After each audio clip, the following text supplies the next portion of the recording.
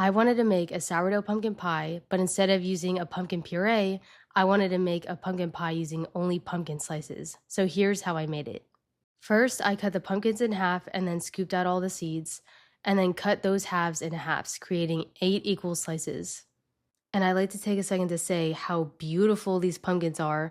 My friend from my travel gifted me them from her garden, and I was so excited to use them. And then I skinned all the slices.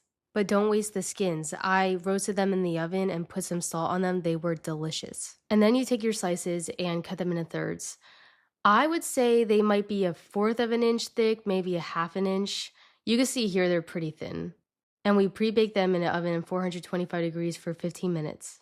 Now it is time to make the filling. So put your butter in your pan, and once it's at a simmer, add your whole wheat flour and continually whisk it for about a minute. Then add the rest of your ingredients, which is filtered water and organic maple syrup. I was not expecting all that steam when I added the water in, but it's okay. As it is at a boil, you want to continually whisk it for about 5 minutes. This is what makes it into a sauce. It is now a caramel consistency. Next, put your pumpkin slices into a bowl and toss in some cinnamon, and then pour in your filling sauce. Mix that and let it sit as we make our crumble topping. The crumble topping has whole wheat flour, honey, cinnamon, vanilla extract, salt, and coconut oil in it. So this recipe was inspired by another crumble topping recipe that I saw online, but to be honest, I'm not a huge fan of how much butter and sugar those other recipes uses, so that's kind of why I made my own. I knew when it was ready when it started coming together and holding its shape. So now it is time to assemble the pie. I made a sourdough pie crust the other day using flour, baking powder, butter, salt, and sourdough starter. I let it long ferment in the fridge for the last 3 days, but now today I took it out and let it sit for 15 minutes before I started rolling it out. I rolled it out into an about 12-inch diameter circle, and then I wrapped the dough around my rolling pin and then placed it in my buttered 9-inch pie plate.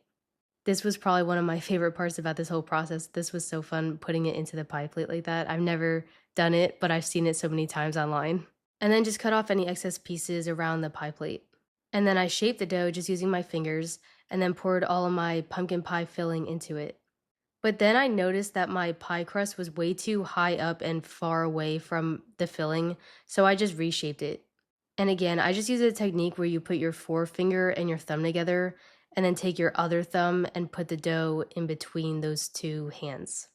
And then I sprinkled on the crumble topping and then placed it in the oven at 425 degrees for 15 minutes. And then you reduce the heat to 350 for another 45 minutes. Now, in between these 45 minutes, about 15 to 20 minutes in, I noticed it was browning too much. So I just put a piece of parchment paper on top and put it back in for the additional time.